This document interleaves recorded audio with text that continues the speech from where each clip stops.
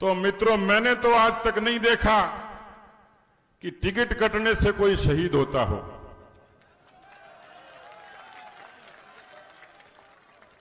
Ticket कटने से कोई शहीद होता और उस खानदान में भी बता दो जो सीना के लिए लड़ा होगा। लेकिन 1971 में ले जाना चाहूंगा आपको कि चूरू की धरती पर 1971 में खूनी राजनीति की शुरुआत हुई उस खानदान से हुई जिसने किसी एक सिटिंग विधायक की हत्या की।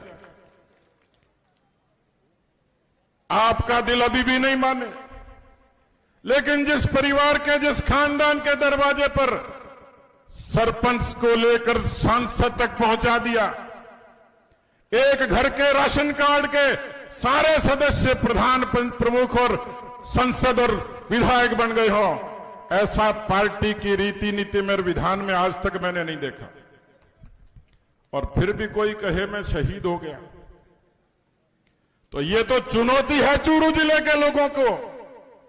ये चुनौती है कारगिल के शहीदों की उस सम्मान और श्रद्धांजलि को कि चूरू जिले का किसान, चूरू जिले का नौजवान, चूरू जिले का कार्यकर्ता किस तरीके का फैसला करता है, बॉल आपके पाले में है। मैं पूछना चाहता हूं, किसी मंच पर तकरीर कर लो, किसी मंच पर बहस कर लो, यदि टिकट कटना शहादत होती तो इनाम तो राजेंद्र जी को और मुझे सबसे पहले मिलना चाहिए था। टिकट कटना शहादत होती तो 2003 में यह इनाम मुझे मिलना चाहिए था। 2003 की उस सभा को देखिए, जब मैंने कहा भारतीय जनता पार्टी ने मेरे नाम पर विचार किया, मुझे अवसर नहीं दिया, कोई बात नहीं, भारतीय जनता पार्टी मेरी मां जैसी है, मेरा कफन भी होगा तो भारतीय जनता पार्टी के दुरंगे का होगा। नैतिकता, किसानी, परिश्रम, समर्पण, निष्ठा, धर्म तो यह था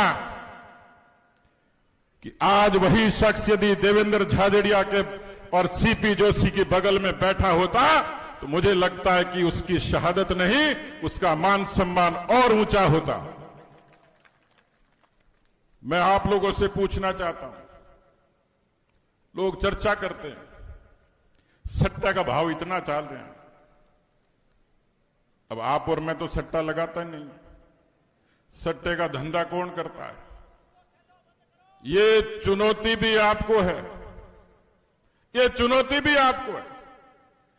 मैं आप लोगों से पूछना चाहता हूं, आपको जवाब देना चाहिए और आपको चौपाल पर जवाब देना चाहिए।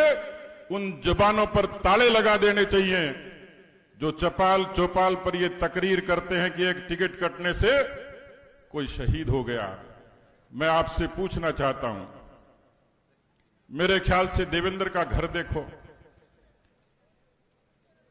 देवेंद्र के माताजी और पिता, माताजी को देखो और उनके परिवार को देखो, देवेंद्र का रहन सहन देखो, देवेंद्र की संजीदगी देखो, देवेंद्र की तिरंगे के प्रति निष्ठा देखो।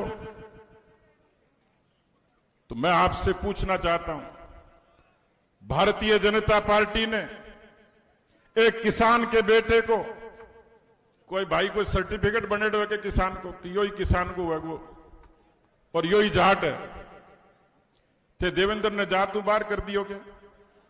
को नहीं करो ना। तो देवेंद्र को विधान लोकसभा की टिकट को हक होक नहीं हो, योग्यता में देवेंद्र को हक होक नहीं हो। देवेंद्र तिरंगे को मान करो कि नहीं करो? देवेंद्र तिरंगे की इज्जत करी कि नहीं करी? देवेंद्र मोदी जी की इज्जत करी कि नहीं करी? देवेंद्र बीजेपी की इज्जत करी कि नहीं करी? देवेंद्र राजस्थान की माटी की इज्जत करी कि नहीं करी? देवेंद्र चूरू जिले की इज्जत करी कि नहीं करी? तो देवेंद्र ने टिकट मिल गयो तो गुनाह हो गयो कि थाने पूछूं मैं, गुनाह है के? गुनाह है के? गुनाह है के? गुनाह है के? गुनाह कहेंगे है जी। गुनाह उनको है कि जिन्होंने 33 साल तक सत्ता की मड़ाई चखी, जो कालरी के सरपंच से लेकर हिंदुस्तान की दुनिया के सबसे बड़े लोकतंत्र में 4 बार रहे, 2 बार बेटा रहा, मुझे लगता है सबसे बड़ी चुनौती आप लोगों को यही है कि खानदान की विरासत को उखाड़कर एक देवेंद्र जैसे सहज सरल और सच्चे लोगों के माथे पर तिलक लगाओ।